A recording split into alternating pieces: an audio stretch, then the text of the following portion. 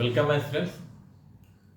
आज के सेशन में इन्वायरमेंटल ज्योग्राफी के सेशन में जो basic concept of economy basic concept of ecosystem और इकोलॉजी से संबंधित UPSC union public service commission में जो क्वेश्चन आए हुए हैं उसको हम लोग यहाँ सॉल्व करेंगे। और सॉल्व करें इससे पहले अगर आप इस चैनल पर नए हैं तो इस चैनल को सब्सक्राइब कर लें। तो आइए देखते हैं। एक क्वेश्चन है 2011 से आया हुआ है। Consider the following. आप अपने क्वेश्चन बैंक से भी जाकर इसको देख सकते हैं। 2011 से कंसीडर द फॉलोइंग ऑप्शन है, यहाँ पर ऑप्शन नहीं दिया हुआ है क्वेश्चन में। Photosynthesis, respiration, decay of organic matter, volcanic action. तो कह रहा है कि which of the above add carbon dioxide to the carbon cycle on the अर्थ।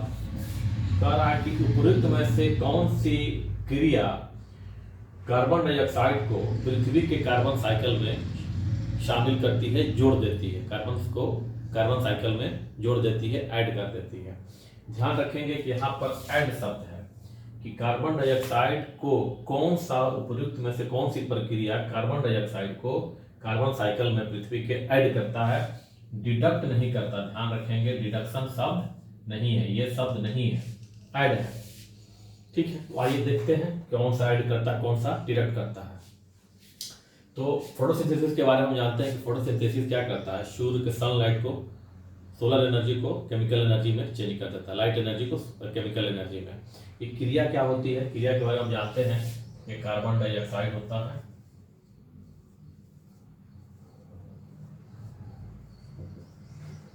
क्या होता है, कार्बन डाइऑक्साइड होता है plus water plus solar energy. ठीक है, ये आपस में जब मिलते हैं फोटोसिंथेसिस क्रिया होती है तो इसके प्रोसेस क्या बनते हैं, कार्बोहाइड्रेट और ऑक्सीजन।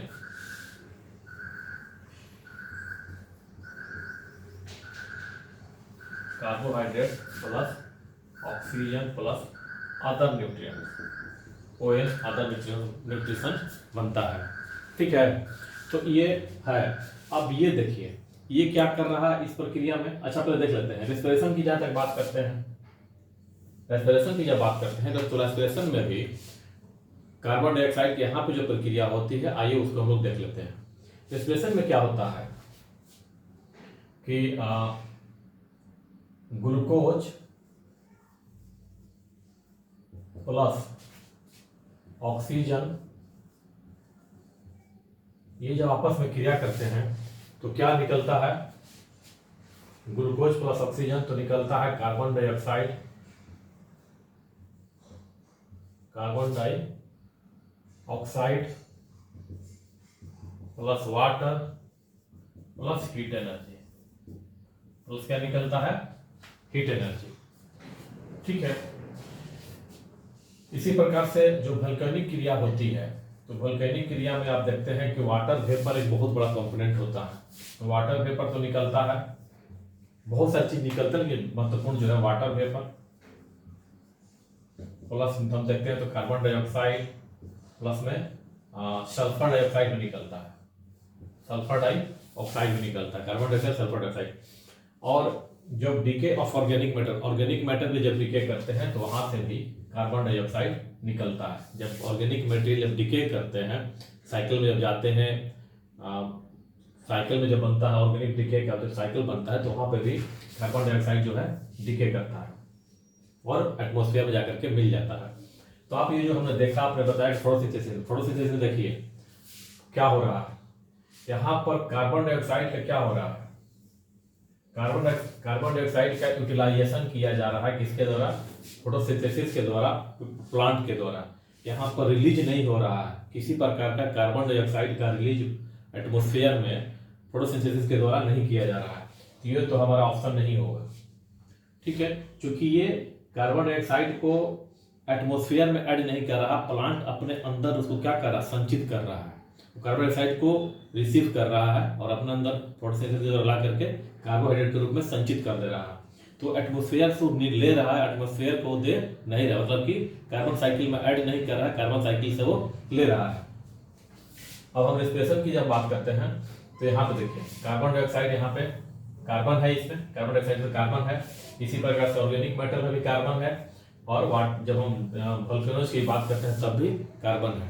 अगर सिर्फ ऑप्शन से हम ये भी समझ लें कि फोटोसिंथेसिस मतलब कि 1 नंबर बिल्कुल नहीं होगा, तो हम ऑप्शन पर आ जाएंगे। देखिए किसमें 1 नहीं है, 1 किसमें शामिल है, क्योंकि 1 नहीं है मतलब कि 1 जिसमें शामिल होगा जिस ऑप्शन में आंसर के, उसको हम शामिल नहीं करेंगे। तो ओनली 1 एंड 4 ओनली, तो ये तो हमारा आंसर नहीं होगा, क्योंकि 1 होगा नहीं, 1 को आंसर में शामिल किया है। इसके बाद देखिए 1 यहाँ भी नहीं है, ठीक है, 1 2 3 4 है, इसमें चूंकि 1 इसमें है तो मतलब ये भी हमारा ऑप्शन नहीं होगा। अब बची हमारे पास 2 बी और सी। तो 2 और 3 की बात करते हैं। 2 और 3 तो चलिए ठीक है, वो है, लेकिन 2 और 3 के बाद 4 भी है, चूंकि इसमें वाटर वेपर, चूंकि इसके अंदर कार्बन डाइऑक्साइड हमारा आ रहा है वोल्केनिक एक्टिविटी में। तो क्या हमारा आंसर हो जाएगा 2 3 4, तो इसका आंसर हमारा क्या हो जाएगा, सी। ठीक है, अब आते हैं नेक्स्ट क्वेश्चन को देखते हैं इकोलॉजी और इकोसिस्टम से। जो 2013 ईस्वी में आया हुआ है, with reference to food chains in ecosystem consider the following statement. कह रहा है कि खाद्य श्रृंखला के संदर्भ में पारिस्थितिक तंत्र के निम्नलिखित कथनों पर विचार कीजिए। पहला है, अब आपके सामने 3 स्टेटमेंट दिए हुए हैं। अब तीनों स्टेटमेंट को बहुत सूक्ष्मता से अध्ययन करना है और इनको मेल बना करके आपको आंसर देना है। तो पहला है कि food chain illustrates the order in which A chain of organism feed upon each other. Feed upon each other कह रहा है कि खाद्य श्रृंखला में जीवों का एक क्रम होता है जो एक दूसरे के द्वारा पोषित होता है। खाद्य श्रृंखला में जीवों का एक क्रम होता है जो एक दूसरे के आहार द्वारा पोषित होता है। पहला कथन है, सही बात है। खाद्य श्रृंखला में क्या जीवों का क्रम होता है जिसमें दूसरे के द्वारा पोषित होता है। जैसे कि हम बात करते हैं प्रोड्यूसर के बारे में, प्रोड्यूसर यूज करता है कंज्यूमर, कंज्यूमर को डिकम्पोजर। एक श्रृंखला है, प्रोड्यूसर पर आश्रित है कंज्यूमर, कंज्यूमर पर डिकम्पोजर। ठीक है, ये है, कथन सही है। दूसरा कथन कह रहा है कि food chains are found within the population of species. Within, Hindi में, अंग्रेजी में क्वेश्चन जरूर पढ़ना चाहिए यूपीएससी में। यूपीएससी में अगर प्रश्न को स्तर को बढ़ाना है, मतलब कि आपके एक्यूरेसी को बढ़ाना है, तो अंग्रेजी में पढ़ना जरूरी होता है। तो food chains are found within the population of species, within the population of species. अब देखिए पॉपुलेशन क्या है, स्पीशीज क्या है। अगर शुरुआती सेशन को आप लोगों ने देखा होगा जो हमारा हुआ था, तो क्लियर हो जाएगा। आपको ध्यान होगा कि levels of organisation in nature में हम लोगों ने क्या किया था, पहला किया था ऑर्गेनिज्म। एक लिविंग बीइंग क्या होता है, ऑर्गेनिज्म होता है। इनका समूह क्या कहलाता है, स्पीशीज। मतलब एक से अधिक ऑर्गेनिज्म है तो क्या हो गया, स्पीशीज। स्पीशीज का किसी विशेष स्थान विशेष समय पर जो टोटल संख्या वो हमारा क्या रहता है, पॉपुलेशन। टोटल नंबर क्या हो गया, पॉपुलेशन। ठीक है, एक ही स्पीशीज का जो टोटल नंबर हो तुम्हारा हो गया पॉपुलेशन। अब इसमें डिफरेंट स्पीशीज जो है एक साथ एक जगह पर रहते हैं तो हमारा क्या हो जाता है, कम्युनिटी। डिफरेंट स्पीशीज वो हमारा क्या होता है, कम्युनिटी। अब स्पीशीज में पॉपुलेशन तक एक था, एक ही तरह। जैसे कि एक पॉन्ड में बात करते हैं फ्रॉग के बारे में, तो फ्रॉग पॉपुलेशन हो गया, ठीक है। लेकिन उस पॉन्ड में फ्रॉग के साथ साथ हम स्नेक के बारे में बात करें, फिशेस के बारे में बात करें, एल्गी के बारे में बात करें, ठीक है, जू प्लैंक्टन के बारे में, फाइटोप्लैंक्टन की बात करें, तो सब मिलकर क्या बनाते हैं, कम्युनिटी। और इकोसिस्टम को सस्टेन करने के, आगे बढ़ाने के लिए पॉपुलेशन से सिर्फ काम नहीं होता है, क्योंकि पॉपुलेशन सिर्फ यूनिडायरेक्शनल होता है और कम्युनिटी में मल्टी डायमेंशनल होता है, उसमें बहुत सारे अन्य स्पीशीज को शामिल किया जाता है। तो इकोसिस्टम के लिए अन्य स्पीशीज का होना जरूरी है। तो कह रहा है कि food chains are found within the population of a species.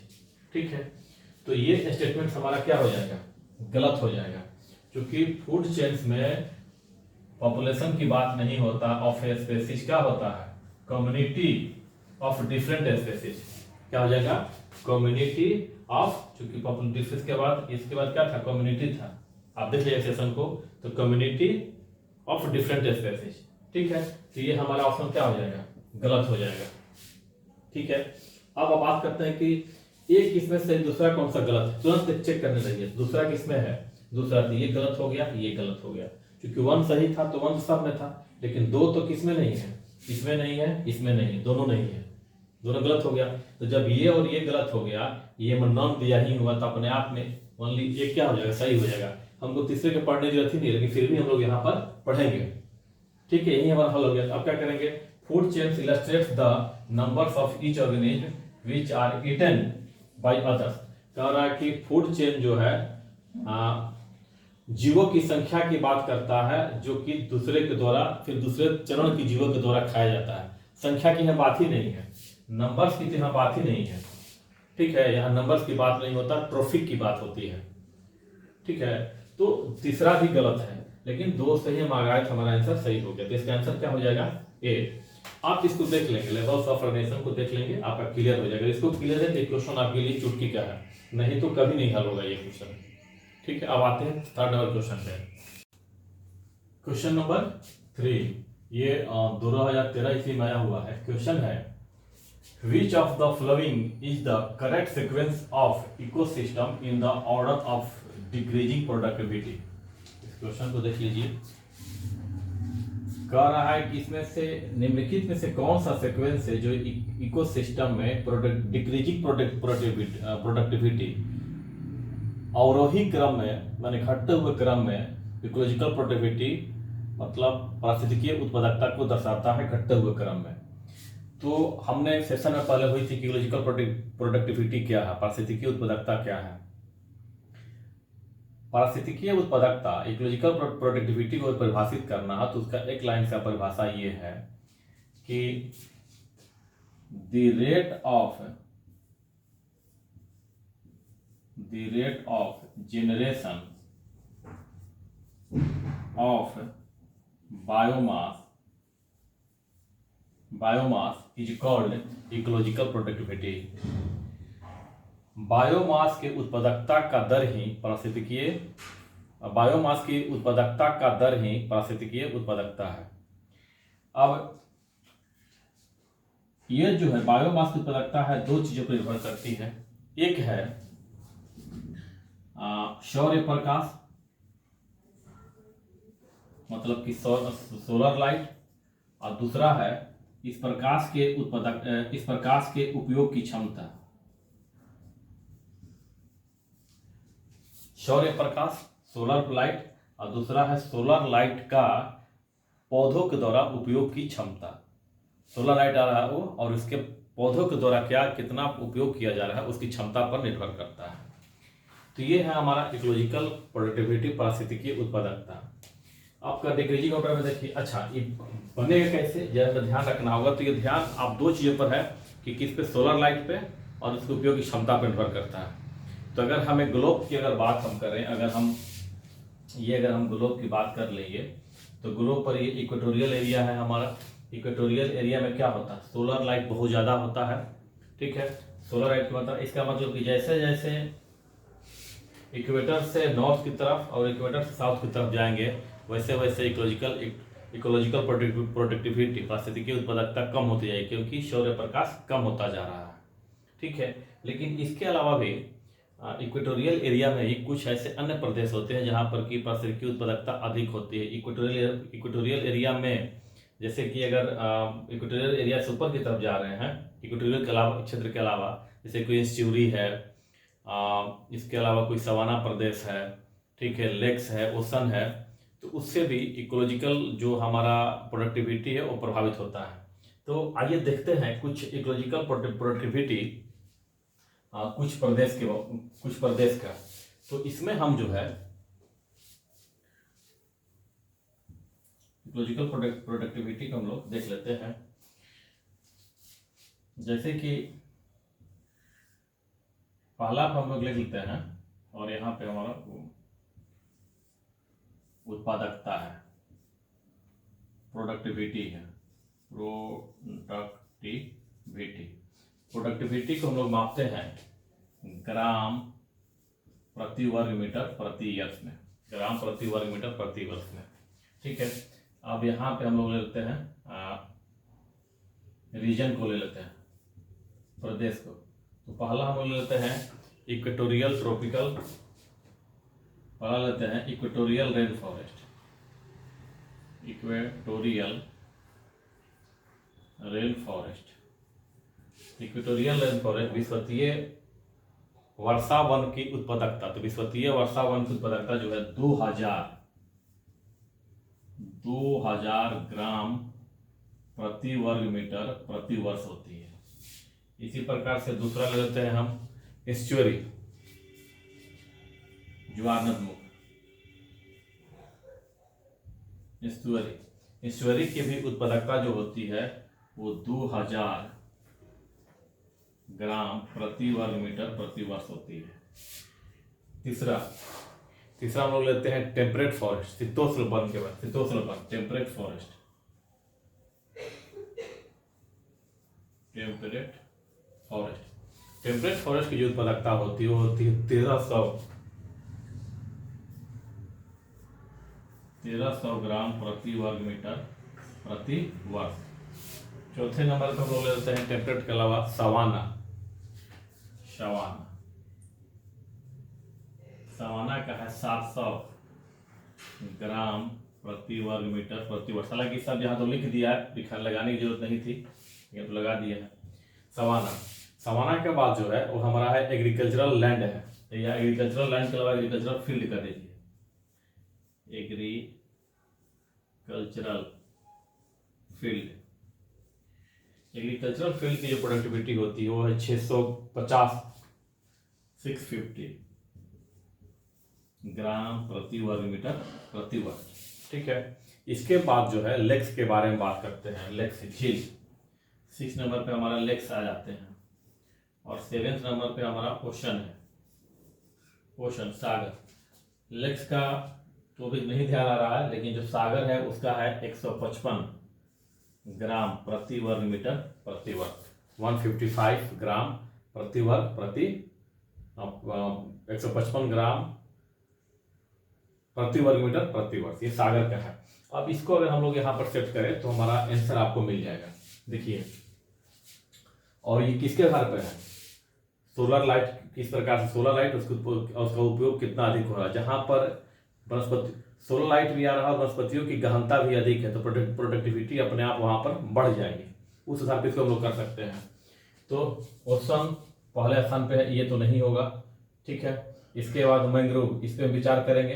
ठीक है, मैंग्रोव का मतलब एस्चुअरी इलाका जो है कौन सा होता है, मैंग्रोव का होता है, तो हम विचार करेंगे। अच्छा, ओशन फिर यहाँ पे भी है, तो ए 1 और डी तो हमारा पूरी तरह कट गया। अब बच गया मैंग्रोव, बी और सी में से छाटना। तो मैंग्रोव है, मैंग्रोव के बाद ओशन है, ओशन के मैंने बताया कि 155 ग्राम है, ये भी नहीं, दूसरा भी नहीं होगा, मतलब कि आंसर हमारा कौन सा हो जाएगा, सी हो जाएगा। मैंग्रोव के बाद हमारा ग्रासलैंड के बाद सवाना का आप एग्जाम्पल देख सकते हैं, 1300 है ग्राम प्रति है। इसके बाद लेक्स के बारे में बात करते हैं, लेक्स का उसके बाद ओशन है। इसका आंसर कौन सा हो जाएगा, सी। ठीक है, अब आते हैं हम लोग नेक्स्ट क्वेश्चन पे। आइए देखते हैं चौथे नंबर क्वेश्चन क्या है हमारा। क्वेश्चन नंबर 4 2013 से आया हुआ था। Which one of the following terms describes not only physical space occupied by an organism but also functional role in the community of an organism। कह रहा है कि निम्नलिखित में से कौन सा ऐसा टर्म है जो किसी जीव के न सिर्फ भौतिक स्पेस को, जो उसके द्वारा ग्रहण किया गया स्थान है, उसके बारे में बताता है, बल्कि उसके कम्युनिटी में कार्यात्मक रोल को भी बताता है। ठीक है, तो आपके सामने ऑप्शन है इकोटोन, इकोलॉजिकल निचे, हैबिटाट और होमरेज। इसके बारे में भी हम लोगों ने सेशन में बात की थी कि ये सारे के सारे क्या है। जैसे कि आप एक बार देख लेते हैं तो आंसर करना आसान हो जाता है। इकोटोन क्या था, 2 या 2 से अधिक पारिस्थितिकी तंत्र जहां पर ओवरलैप होते थे, यानी जहां पर ट्रांजिशन एरिया था, वो हमारा इकोटोन था। तो ये तो है नहीं। ठीक है, इसके बाद बात करते हैं इकोलॉजिकल निचे के बारे में। तो इकोलॉजिकल निचे क्या होता है, किसी ऑर्गेनिज्म का किसी ऑर्गेनिज्म के physical, chemical and biological condition को बताता है। ठीक है, इसको थोड़ा सा होल्ड रखते हैं। इसके बाद हैबिटाट क्या था, हैबिटाट क्या है, हैबिटाट के बारे में हम लोग क्या बोला था कि हैबिटाट जो होता है किसी पारिस्थितिकी तंत्र का वह क्षेत्र होता है जहाँ पर वो जैविक अजैविक क्रियाओं सारी क्रियाओं को संपादित करता है। ठीक है, ये इकोसिस्टम है। ये हमने कहा था कि ये हैबिटाट है, और इसके जहाँ तक वो अपने भ्रमण करता है, जहाँ तक पीरियोडिक या डेली अपना मूवमेंट करता है, वो सारा का सारा होम रेंज है। तो होम रेंज में तो फंक्शनल काम नहीं होता है, होम रेंज में फंक्शनल नहीं होता है, ये भी नहीं हो पाएगा। ठीक है, इसके बाद हैबिटाट है। तो हैबिटाट और इकोलॉजिकल नीचे में दोनों में कंफ्यूजन होता है कि क्या होगा, इकोलॉजिकल नीचे होगा कि हैबिटाट होगा। लेकिन यहाँ पर दे दिया फंक्शनल रोल। ठीक है, किसी जीव का फंक्शनल रोल, तो फंक्शनल रोल जो निर्धारित होता है किसी का, ठीक है, वो निर्धारण में किसका, फिजिकल, केमिकल और बायोलॉजिकल, ये सब मिल करके वहाँ के फंक्शनल रोल को निर्धारित करते हैं किसमें। तो ये हमारा आंसर इसका चला जाएगा इकोलॉजिकल नीचे पर, हैबिटाट नहीं होगा इसका आंसर। इसका आंसर क्या होगा, हैबिटाट नहीं होगा, क्योंकि वो फंक्शनल रोल को निर्धारित करता तो है, करता है, लेकिन जितनी सूक्ष्मता से, जितनी माइक्रो लेवल पर वो नीचे करता है, उतना लेवल हैबिटाट नहीं करता। दोनों को हो सकता है, लेकिन सबसे सटीक आंसर इसका हो जाएगा इकोलॉजिकल नीचे, क्योंकि इकोलॉजिकल नीचे जो है वो फंक्शनल रोल को काफी डीपली वो बताता है। ठीक है, तो ये हमारा हो जाएगा इकोलॉजिकल नीचे, इसका आंसर हो जाएगा बी। अब आते हैं क्वेश्चन नंबर 5 पर। क्वेश्चन नंबर 5 2014 में आया हुआ है ये। Which one of the following is the correct sequence of a food chain? ठीक है, निम्नलिखित में से कौन सा जो है फूड चेन का सही सीक्वेंस है। अभी फूड चेन अपने आप में बहुत ही कठिन प्रश्न नहीं है, लेकिन इसलिए थोड़ा सा कठिन लगता है, मुश्किल लगता है, क्योंकि हम लोग हमेशा टेरेस्ट्रियल फूड चेन के बारे में पढ़ते हैं, लेकिन ये एक्वेटिक फूड चेन पर है, मेराइन फूड चेन पे है। इसको देख लेते हैं। डायटम्स को उपभोग करता है क्रस्टेशियन, उसको करता है हेरिंग्स। फिर है क्रस्टेशियन, उसको उपभोग करता है डायटम्स, उसको उपभोग करता है हेरिंग्स। डायटम्स को उपभोग करता है हेरिंग्स को क्रस्टेशियन। फिर चौथा नंबर पर है क्रस्टेशियंस को करता है हेरिंग को काम करता है डायटम। अगर हम लोग एक्वेटिक इकोसिस्टम और मराइन इकोसिस्टम में दो चीजों को समझ ले और उसमें से कुछ एग्जाम्पल ले ले, तो प्रश्न को करना हमारे लिए आसान हो जाता है। ठीक है, फूड चेन में इसकी चर्चा हुई थी। तो जो मराइन इकोसिस्टम है उसमें से दो शब्द ध्यान रखिएगा, फाइटोप्लैंक्टन और दूसरा है जूप्लैंक्टन।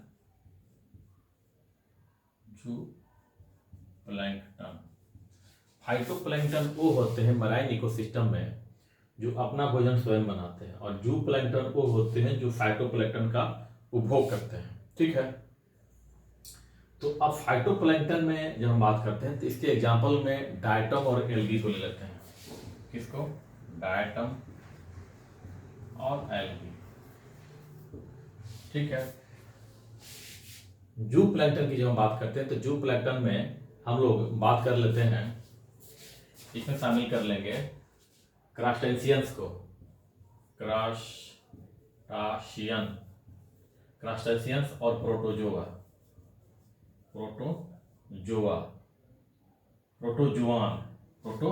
क्रस्टेशियंस और प्रोटोजुआन। और एक और होता है नेक्टन। ये जो है करंट जो मराइन इकोसिस्टम उस पर ही तैरते हैं। ठीक है, ये करंट के अगेंस्ट भी नेक्टन जो है तैरते हैं, जिसमें कि फिश वगैरह आ जाती हैं, फिश इसका सुंदर उदाहरण है। ठीक है, फिश भी कई प्रकार के, उसी में से फिश में से हेरिंग भी है। तो फाइटोप्लैंक्टन को कौन उपभोग किया, जूप्लैंक्टन को कौन किया, नेक्टन। ठीक है, अब देखिए, अब इसको जो मैं बताया उसको अब यहाँ पे देखिए, डायटम, ठीक है, फाइटोप्लैंक्टन है ये हमारा, चलिए इसको विचार करते हैं कि सही है डायटम। इसके बाद क्रस्टेशियंस, ये गलत हो जाएगा क्योंकि क्रस्टेशियन जूप्लैंक्टन ये पहले नहीं आएगा, इसको हमने हटा दिया। इसके बाद डायटम, इसको भी कैंसिल करते हैं, फिर क्रस्टेशियंस। तो हम 4 ऑप्शन में से 2 ऑप्शन हम लोगों ने हटा दिया। ठीक है, सी और डी को। अब हम बात करते हैं डायटम को कौन यूज करता है, क्रस्टेशियंस। तो डायटम का उपयोग कौन कर रहा है, क्रस्टेशियंस। ये सही है, तो हेरिंग ये सही है, हमारा ये आंसर सही होगा। इसलिए विचार कर लेते हैं डायटम को सीधे, ठीक है, कौन, फिश, हेरिंग फिश नहीं यूज करेगी, चूंकि क्रस्टेशियंस उसके बाद आ रहा है, तो इसका आंसर हमारा क्या हो जाएगा? ए। ठीक है, इसके 5 नंबर का क्वेश्चन हमारा क्या हो जाएगा? 5 नंबर क्वेश्चन का आंसर हो जाएगा ए। आइए हम लोग बात करते हैं 6 नंबर पे। क्वेश्चन नंबर 6 ये 2017 में आया हुआ है, और ये क्वेश्चन आया हुआ है ये इस बात को साबित करता है कि यूपीएससी में भी, यूनियन पब्लिक सर्विस कमीशन के एग्जाम में भी क्वेश्चन रिपीट होते हैं। ये मेंस का नहीं है, पीटी का है। मैं बार बार बोलता हूँ कि क्वेश्चन रिपीट होते हैं प्रारंभिक परीक्षा में भी, और उसका जीता जागता एग्जाम्पल है। आइए इसको देखते हैं कैसे रिपीट होता है। Which one of the following add carbon dioxide to the carbon cycle on the planet Earth। ये क्वेश्चन पहले आया हुआ, चर्चा हम लोग कर चुके हैं। ऑप्शन सिर्फ सीक्वेंस चेंज कर दिया है। ठीक है, volcanic action, respiration, photosynthesis, decay of organic matter, और कोड में दिया है 1 3, दूसरा 2 1ली, तीसरा है 1 2 4 1ली, और 4 है 1 2 3 4 1ली। इसे मैं कोई चर्चा नहीं करूंगा। इसका सीधा आंसर हो जाएगा फोटोसिंथेसिस छोड़ करके 1 2 4, 1 2 4। इसकी चर्चा पहले हो चुकी है। ठीक है, ये सिर्फ मैंने इसलिए यहाँ पे चर्चा कर दिया कि देखिए यूनियन पब्लिक सर्विस कमीशन में भी क्वेश्चन रिपीट होते हैं, मेंस में होते ही होते हैं, प्रारंभिक प्रीलिम्स परीक्षा में भी रिपीट होते हैं। आइए देखते हैं क्वेश्चन नंबर 7 को। क्वेश्चन नंबर 7 2017 में आया हुआ है, 2014 में आया हुआ है। Which one of the following is the process involve in photosynthesis. ठीक है, फोटोसिंथेसिस की प्रोसेस में कौन सा शामिल है? इस क्वेश्चन की जवाब देना काफी आसान हो जाएगा अगर हम लोग फोटोसिंथेसिस की जो फार्मूला है अगर इसको हम यहाँ पर लिख लेते हैं। तो क्या है photosynthesis? Carbon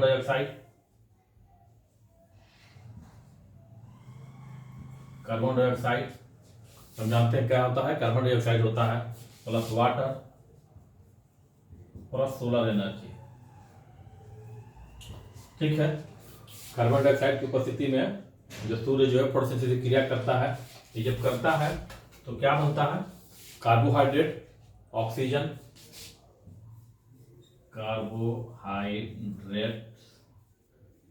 and oxygen, carbohydrate, oxygen तथा अन्य पोषक तत्व। ठीक है, अन्य पोषक तत्व। अब ये जो हमने यहाँ पर बताया अभी यहाँ पर फोटोसिंथेसिस क्रिया में, इसको यहाँ पे इंप्लीमेंट करते हैं। पहला ऑप्शन क्या है? Potential energy is release to form, मान लेते हैं कि समय हमें नहीं आ रहा है। आप दूसरे पर जाइए। Free energy is converted into potential energy and stored. Photosynthesis क्रिया में क्या होता है? Free energy converted to potential energy. ये कार्बन डाइऑक्साइड वाटर जो रिएक्शन होता है, ये कार्बोहाइड्रेट बनाता है। ये कार्बोहाइड्रेट जो है, ठीक है, जो सेल्स हमने बताया था शुरुआत में कि जो सूर्य में जो एनर्जी का फ्लो होता है वो 3 रूपों में होता है। एक तो रेडिएंट एनर्जी होता है, एक प्रोटोप्लाज्म में होता है, एक ऑर्गेनिक क्षय के द्वारा होता है। तो जो प्रोटोप्लाज्म में केमिकल बॉन्ड के रूप में जो एनर्जी होता है, या जो इस प्रकार भी कर सकते हैं कि जो सोलर रेडिएंट एनर्जी आती है वो प्लांट में वो केमिकल एनर्जी के रूप में स्टोर हो जाता है, वही उसका पोटेंशियल एनर्जी है। ठीक है, तो free energy converted into potential energy, ये तो सही है। ये तो यहीं से पता चल गया कि सही है, लेकिन फिर भी आगे देख लेते हैं। Food is oxidise to release carbon dioxide. Food is oxidise, यहाँ पे क्या कार्बन डाइऑक्साइड रिलीज हो रहा है? नहीं, कार्बन डाइऑक्साइड रिलीज नहीं हो रहा है। क्या रिलीज हो रहा है? ऑक्सीजन रिलीज हो रहा है। तो ये हमारा ये ऑप्शन गलत हो गया। Oxygen is taken and carbon dioxide water. अब कह रहा है कि ऑक्सीजन इज टेकन, ऑक्सीजन तो टेकन नहीं, ऑक्सीजन रिलीज हो रहा है, टेकन क्या हो रहा है? कार्बन डाइऑक्साइड को लिया जा रहा है। तो ये हमारा गलत हो गया। ठीक है, और ये हमारा ये सही है। अब पोटेंशियल, अब इस पे बात करते हैं, पहले वाले पे जो तो गलत है। Potential energy relate to form of free energy, ये तो अपने आप में ये गलत है। ठीक, ये भी गलत है। तो हमारे सामने आंसर क्या हो जाएगा? बी। क्योंकि ये फॉर्मूला हमारे सामने है, तो इससे हम आंसर को निकाल देंगे। यूपीएससी के प्रश्न पत्र बहुत ऐसा नहीं है कि कोई उसके लिए अद्भुत पढ़ाई करनी होती है। अद्भुत पढ़ाई नहीं करनी होती, अद्भुत तरीके से पढ़ाई करनी होती है। ठीक है, वो पढ़े हो तो उसी से बनता है, लेकिन सोचने की जो क्षमता है, तरीका है, वो अलग तरीके से वो यूपीएससी के प्रश्न पत्र विकसित कर देता है अगर आप उसकी प्रैक्टिस करते हैं तो। आइए क्वेश्चन नंबर 8 को देखते हैं। क्वेश्चन नंबर 8 2015 में आया है।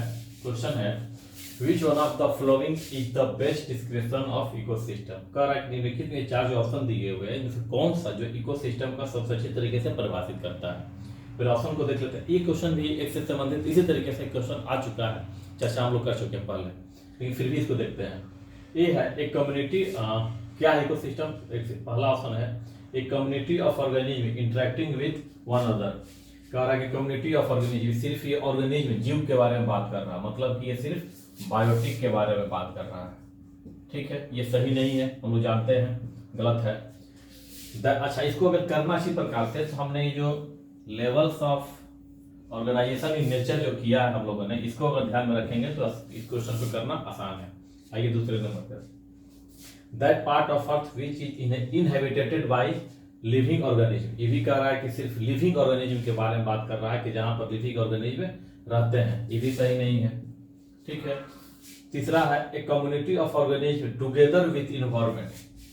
कम्युनिटी ऑफ ऑर्गेनिज्म टुगेदर रहते हैं इन्वायरमेंट इन विच दे लाइफ। ठीक है, कह रहा है कि जीवों का वह समुदाय जो इन्वायरमेंट के साथ एक साथ, जो वातावरण के साथ वो रहता है, उसके साथ ये जो इंटरेक्शन होता है उसके बारे में बात कर रहा है। छोड़ देते हैं। इसके बाद अगला है the flora and fauna of A geographical area. ठीक है, फ्लोरा और फौना किसी भौगोलिक प्रदेश के फ्लोरा और फौना की बात है, इन्वायरमेंट सब इसमें नहीं है, लेकिन इन्वायरमेंट इकोसिस्टम के लिए जरूरी होता है। तो इसका आंसर हो जाएगा सी, ये भी गलत है। ठीक है, तो ये हमारा हो जाएगा सी, चूंकि इसमें भी बात किसके बारे में है, सिर्फ बायोटिक के बारे में है, इसमें भी सिर्फ बायोटिक के बारे में है, एबायोटिक छोड़े हुए है। ठीक है, तो इसका आंसर क्या हो जाएगा, सी हो जाएगा। आइए देखते हैं क्वेश्चन नंबर 9। क्वेश्चन नंबर 9 ये 2014 इसी में आया हुआ है।